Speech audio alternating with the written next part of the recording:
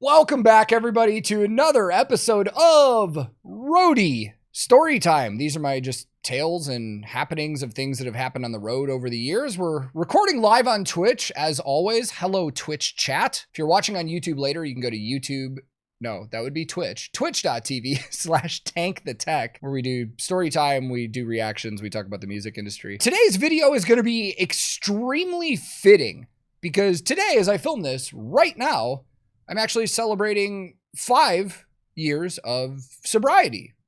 Sobriety to me is not just booze. It's anything mind altering, like weed, pain pills, drugs, whatever, nothing. Like I've been sober for 5 years. And it's kind of funny because some of my Roadie Storytime videos that I've had before have involved, when I was younger, when I was younger in the industry, and booze was involved. And there's been a lot of comments from people that don't normally follow the channel and they don't know that I'm sober. And they're like, you have an issue, man. You got a problem. You need to get some help, because they've never taken the time to watch any other videos. A couple years ago, I did a video about how I got sober, and I went into the details about that and talked about sobriety in depth. And while this story is a little bit related to that, it is from kind of that same time period. Today, I want to tell the story about how I physically attacked a band's manager that I was working for, and they ended up getting fired and not me. It's crazy to look back on it now, and I want to go over that. And before we really get going here, I just want to take a second to talk about the sponsor of today's video, Raycon's Everyday Earbuds.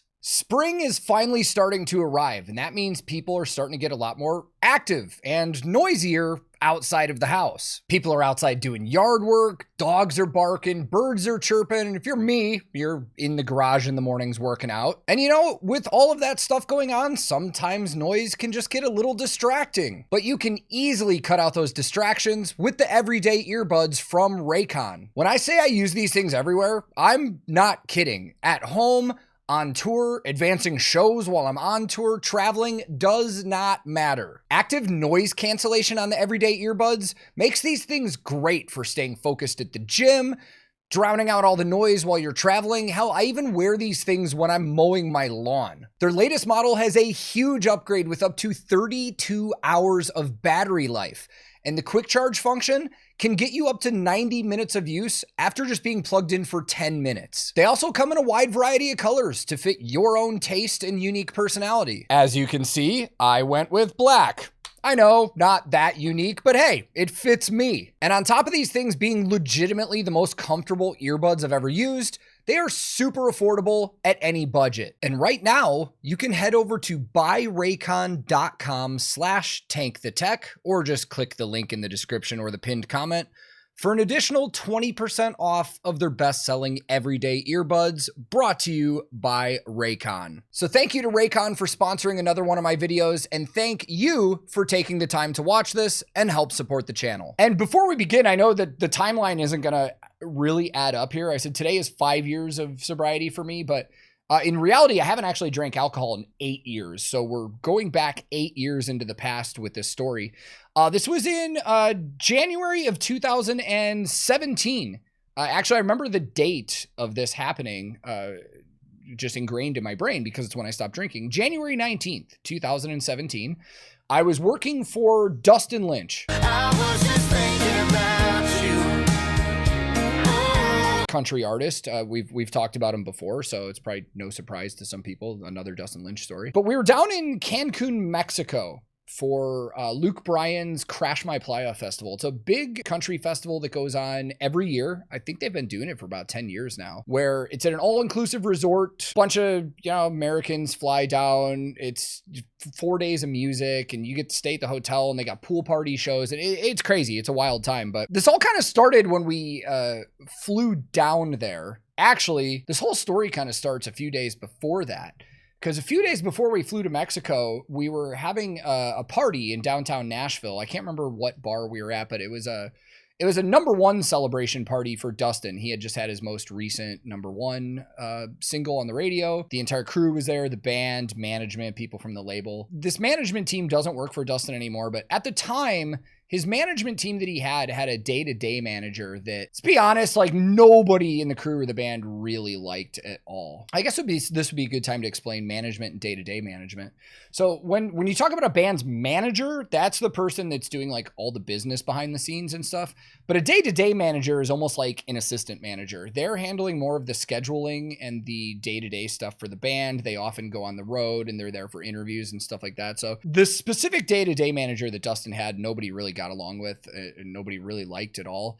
And at the end of this night of the number one party, I guess I wasn't there for this. This was all told to me later, but some of our crew was getting into an Uber to go back wherever we were going. I think we had bus call that night for something, actually. I think we had another show before we flew to Mexico, but I think it was our merch guy, our lighting director, and I think the bass player was in an Uber. And as they were getting in the Uber, the day-to-day manager wants to get in with them and go with them, and he does. And our lighting director was pretty drunk because everybody was like partying and having a good time. And I guess when he got drunk, he got emotional and he's like, man, I love you guys. And he's like naming everybody one by one. And he goes to the bass player and he's like, I love you, man. And then he goes to the merch guy and he's like, I love you. And then I guess he looked at the day-to-day manager and goes, fuck you, man. He's like, I fucking hate you. He's like, you're a piece of shit. And he like went crazy on this day-to-day manager in an Uber in front of them. And probably made for a very awkward ride, and then even when they got out of the car, I guess he was yelling at him. So it's like, it kind of became a thing that our crew, when they were losing their temper with this guy and were drinking, would start like lashing out at this day-to-day manager. So a few days later, we fly to Mexico. And we're all on the plane, and of course, we're all drinking. Like, we were drinking the whole flight down. We get to Mexico, and when you get to the airport in Cancun, they have beer and alcohol stands at the airport, like outside the terminal when you're getting ready to get like picked up. So we all start drinking again. I'd say I had a pretty good buzz going by the time we were in Cancun. We had an issue with our gear coming through customs. And we were looking all over for our day-to-day manager to help us out because he had like paperwork and stuff. And we'll come to find out he had completely blew ahead of us and went through customs before the crew and all the people with the gear. So he was nowhere to be found to help us. And we were all pretty pissed about that because this is a guy that always said like, I get shit done and I'm the man and all this stuff. And we're like, oh, cool. Where were you when we needed help? So the whole crew was kind of upset about that situation. And then when the vans came to pick us up to go to the resort where the festival was, there were 3 vans. One of them was going to a house that Dustin had rented, where him and some of his friends and his tour manager were staying.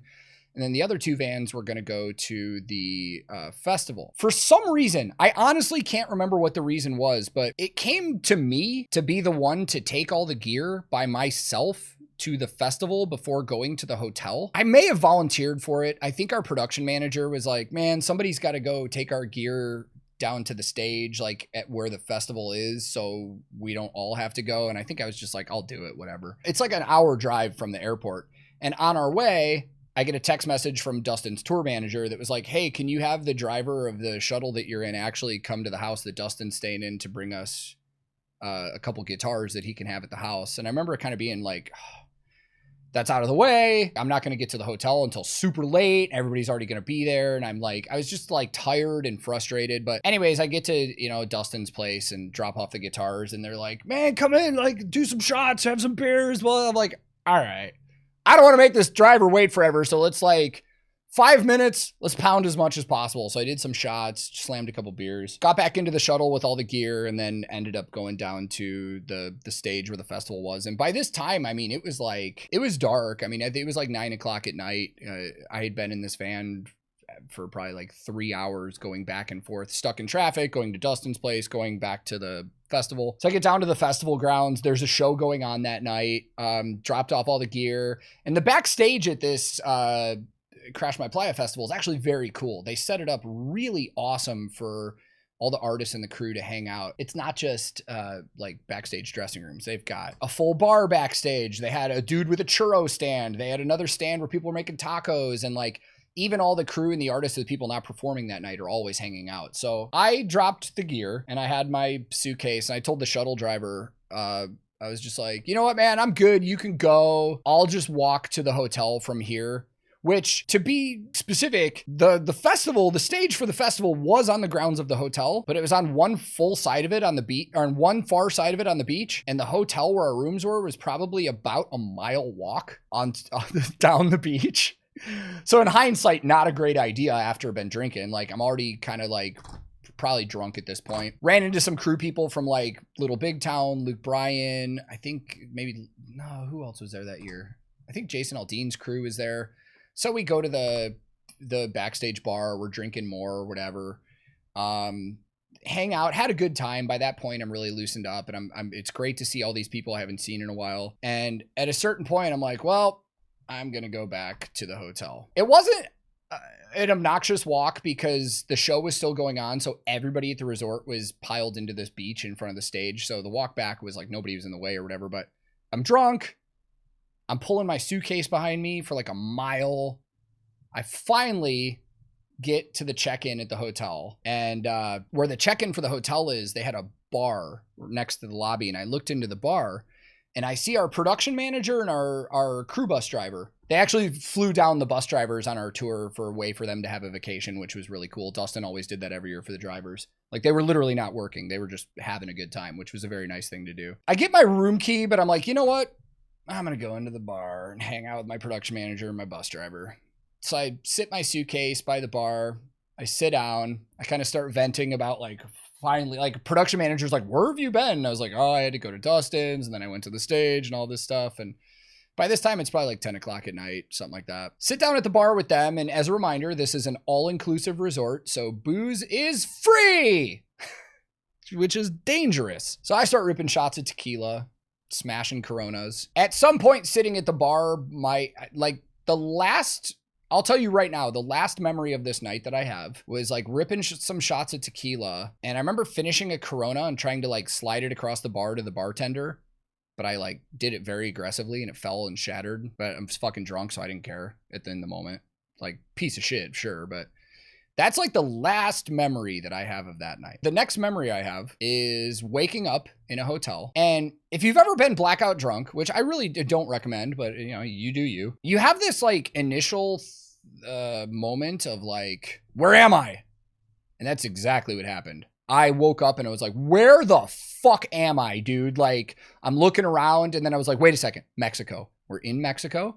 And then I'm like, oh, phone, wallet, fucking like looking all over. So apparently in my drunken state, I actually, like, my phone and my wallet were right next to my bed. Phone wasn't plugged in, so it was dead. So I plug in my phone, and who peed my pants? I didn't pee myself. Yeah, I plug in my phone, and I have a bunch of text messages from people, and the initial text message I saw are like, dude, what the fuck happened last night? What did you do? And I'm just like, what did I do? Then I got a text message from my production manager that's like, hey man, whatever you do for the rest of this trip, stay away from, obviously I'm not going to name his name, but the day-to-day manager. He's like, stay away from him for the rest of this trip and don't talk to him. So I texted my production manager and I was like, huh? He's like, yeah, you pulled something last night and you need to stay away from him. And me being the dumbass that I am, I'm older now and I'm wiser. I would have never done this, but me being the dumbass that I am, guess what the first thing I did was? Yep. I was told not to talk to him, and the first thing I did was text him. And I was like, hey man, I'm really sorry. I got really drunk last night and I don't remember what happened, but I was told I may have done something to you. Is everything cool? And he texted me back, and I will never forget this text. He was very angry. Like, you could fucking tell through the text. He's like, I don't even want to fucking talk to you right now. Like, you ruined my entire vacation. Don't fucking talk to me, whatever. And I'm just like, oh, okay. So I text my production manager back, and I'm like, can you explain to me what happened? And so he texts me and explains the scenario. So let's take a step back to that night that I forgot, and I'll explain to you guys what happened. Now, I will fully admit, like, I have to this day, no can't English today. I have no recollection of any of this happening. I've heard this story from multiple people that were there. I've heard this story from other people that weren't there, that heard it from other people. It's like the game of telephone where every version you get of it just gets more extreme. So I'm going to tell you the version from my production manager that I actually believe his version because he was there. Apparently at one point we're sitting at the bar and I'm blackout gone. And we're still drinking at the bar. Me, my production manager, our bus driver, and the day-to-day manager. He walks into the bar. Him and his wife go and sit down.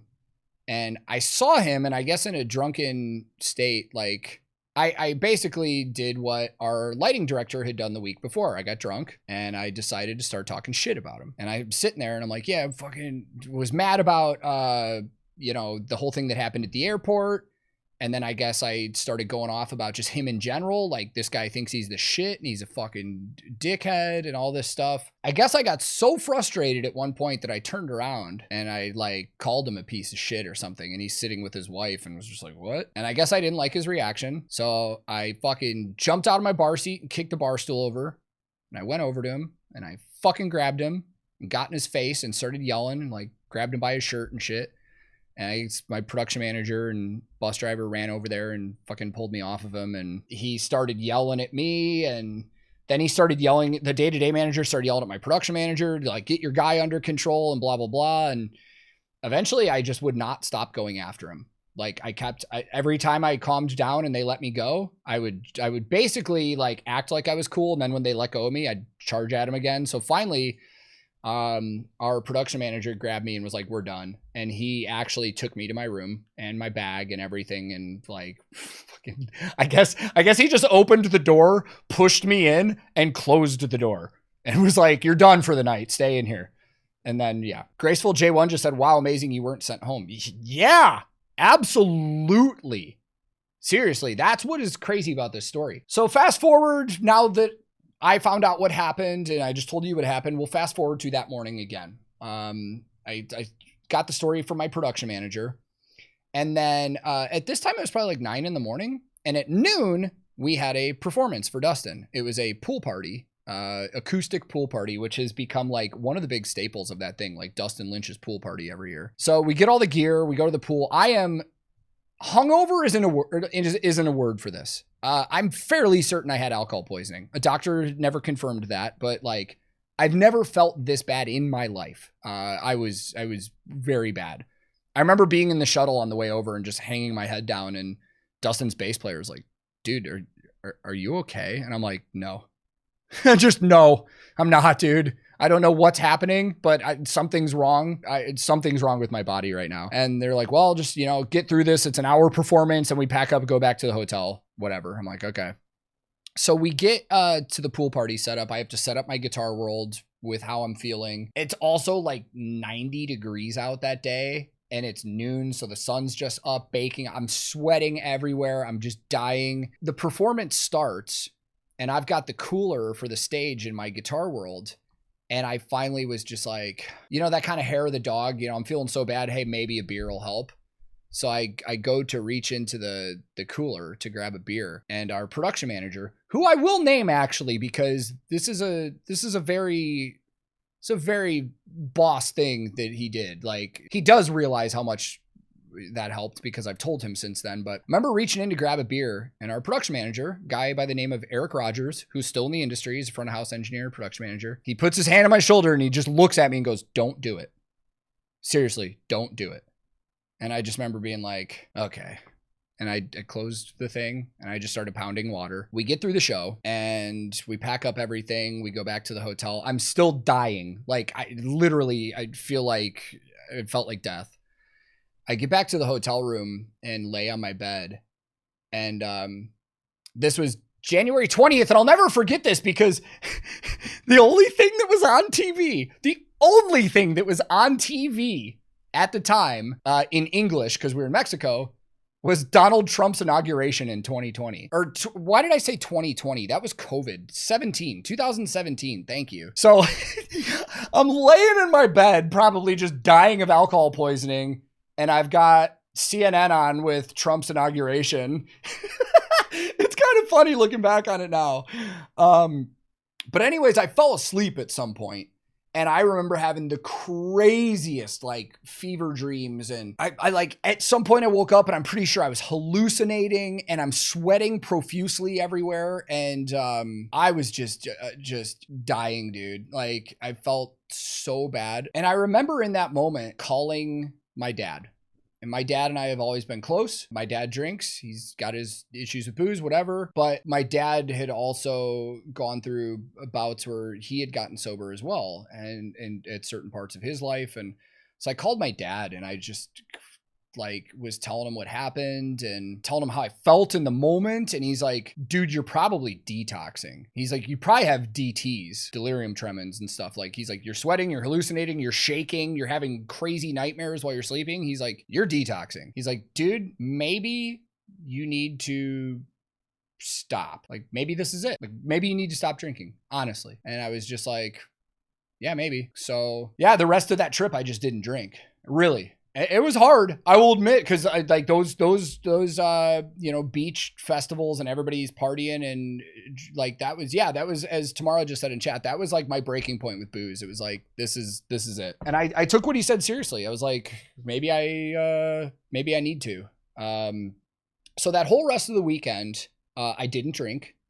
We get home and a couple weeks later, I think we started another tour that Dustin was on. The first show was at it was at the arena at Florida State University at FSU. I can't remember what tour we were on. I think it was with Florida Georgia Line actually.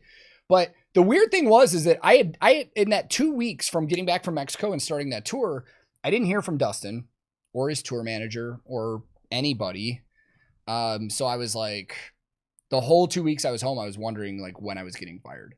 Because I was like, I'm for sure getting fired after this happened. Like, there's no chance I'm salvaging my job. But nobody called me. Nobody talked to me, anything. It was just business as normal. It was like our production manager said, he's like, no, everything's fine. You're coming on the road, whatever. So we get on the road that first show at Florida State University. And that day, Dustin's manager and day-to-day manager were at this show.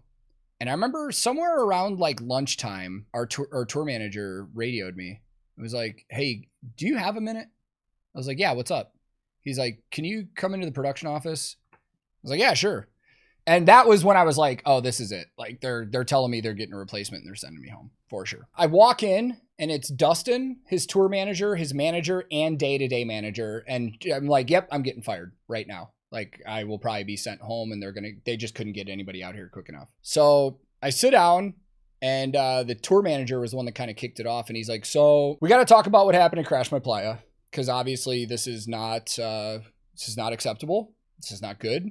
This is not professional. And we need to do something here. There was kind of this long silence and I was just waiting for somebody to go off on me about it, especially like the day-to-day manager that I kind of like assaulted. Dustin was the one that kind of broke the silence and was just like, we're kind of worried about you, dude. And I was like, what? I'm actually getting a little emotional right now telling this story. You can probably see it in my eyes. Like, cause I remember I'm bringing myself to that moment. And I remember the feeling I had because Dustin was just like, yeah, dude, we're worried about you. And then surprisingly, it was that day-to-day manager that I had the issue with. It was like, yeah, dude, like you've been a staple part of this crew for a couple of years. And lately we've just been noticing like your drinking has been, a little more than normal. We're having incidents and stuff like that. We just wanted to know, is there anything wrong? Is everything good at home? Can we help you with anything? And I broke right there. Like it's happening now. Cause again, I'm feeling those emotions that I felt in the moment because yeah, as Beeb just said in chat, realizing people actually give a shit about me. Like I expected in that moment, in any other circumstance, in any other job, I think anybody would have been fired. Like, no question, just fired. But they actually sat me down and gave a shit. And we're just like, what can we do to help you? Like, do you need help? And my real answer was no. And that's a thing for later. I just like, no. Like, everything is fine at home. Everything's fine out here. I can't explain it. I can't explain it at all. I just drink and then I can't control myself. And the rest of the conversation was just like, listen, man, we're not firing you. Like we want to make sure that you are doing good and what can we do here? And I finally was just like, I'm going to stop drinking. Like that's it. Like, I'm going to stop drinking. And I remember Dustin and the tour manager were like, well, we want to support you in this. So do you want us to make sure nobody else is drinking? Stuff like that. I was like, no, I don't want my problems to affect anybody else. Like, you guys do your thing. Like, I appreciate that so much, but do your thing. I'll get through it. And I did even notice through the first part of that tour, like even the band guys and the crew guys, if they did have a drink, they tried to hide it from me. They were trying to be very respectful about it, because that could have gone way different. Let's be honest. Like, if it were a normal job or somebody was just like, you're fucking fired, dude. This behavior is unacceptable and you're fired. What probably would have happened? I probably wouldn't have learned any lesson or had any self-reflection, and I probably would have went home and kept drinking. Honestly, that's probably what would have happened. But because they gave a shit and actually talked to me and showed me some love and some grace instead, I decided right then and there I was done drinking. And I have not drank since then. January 19th, 2017 is the last time that I drank. Now, the craziest part of this story is that about a month after that manager and day-to-day manager got fired. I'm sorry, I don't mean to laugh. It's just like, you would expect me to be the one getting fired in that moment, but Dustin ended up getting rid of them and going with a different management team after that. Because apparently after all the issues with me and that day-to-day manager happened at the festival, some of the other crew and the band members had brought up issues that they also have. And because the LD had yelled at the guy a week before, like, we're like, okay, there's something going on here. So new management came in. But yeah, like, I haven't drank since that day. I toured with Dustin for 3 more years and not drinking. And I gotta say, probably their crew was probably stoked that they at least had somebody that was definitely sober all the time. Well, our monitor engineer on that tour didn't drink either, but I could definitely tell, like, Dustin was like, yeah, I was Dustin's guitar tech. And I think he felt confident knowing that, like, during shows and stuff like that and on tour, like, I was not drunk or drinking or anything, so he could count on me more. But I was still smoking weed. Like, at the end of shows, I'd smoke weed and go to bed. Like, I've never been like a day smoker when I was on tour. Like, it was always after the show and stuff like that. And then a couple years later, we had a guy on our crew that was into, he had like pain pills for his back, and he liked to give them out every now and then. So I started having an issue with like pain pill stuff. And then, super long story short, we got sent home for COVID, like March of 2020. I was terrified. I was like, dude, I'm going to be at home for so long, and I don't want my wife to see me acting like this and getting high and taking pain pills and all this stuff. So, I actually, that was going back to, remember when they talked to me and they said, do you need help? And I said, no. In March 18th of 2020 was when I actually did admit I need help. And I was introduced to somebody through a friend who was part of the sober community. And that is when I actively started going to recovery meetings and working a 12-step process and being very involved in the sober community. And yeah, so today is 5 years of nothing. I literally nothing. Like, when I had, dude, in May of 2020, I had a shoulder surgery because our last show before COVID, I tore my rotator cuff and my labrum in my right shoulder. Required surgery. And before surgery, I talked to my doctor and I was like, hey man, I just want to let you know, like, I am a recovering addict. I cannot have pain pills. And he was just like, I understand, and I will do everything I can for you. But he goes, this is going to be intolerable without pain medication. And I'm just like, I don't care. My sobriety at this point is way more important to me than getting through a little bit of pain, because the pain will go away eventually. So that, yeah, he gave me something really low grade that would just help me sleep, and that was it. Like, nothing narcotic or anything like that. And yeah, I'll admit it was fucking miserable. It was miserable. But I didn't take anything, and I haven't since. So it's been a wild trip, man. So for anybody out there that's watched these Roadie Storytimes before, when I've talked about boozing stories, and you get the comments from people that have never seen my other videos, like, yeah, you have a problem, you're an addict, you need to get help. I've been there, done that, dude. So so here I am, 5 years of sobriety, and I'm never I'm never shy about talking about it, man. Like, ever. I don't preach it. I don't have the mentality that, like, because I've done it, you need to do it. Whatever you guys choose to do with your own life, fucking go for it. You want to drink, you want to smoke weed, whatever. It doesn't affect me. Just know that if you do ever think you have a problem, there are a lot of people out there that have had the same issues that will always be there to help you out if you ask for help. Other than that, that's really about it. So, to everybody that was in Twitch chat, thank you for being here, man. I always, enjoy telling stories and stuff like this. And this one means a lot, and it's a special day. So I feel like this was a fun story to tell. Like I said, if there's anybody watching on YouTube later, if you'd like to join, you can go to twitch.tv/TankTheTech. And really, if there's anybody watching this that ever needs somebody to talk to or needs help or whatever, like I said, myself and others, there are so many people out there that would be willing to help you out if you feel like you need it. So don't ever be afraid to ask. But yeah, it's going to wrap it up. If you want to follow me on social media too, you can go to @TankTheTech on pretty much everything. That's my handle pretty much everywhere. But until next time, thank you again. Wherever you are in the world, be safe, be kind to each other. I love you all, and I'll see you very soon.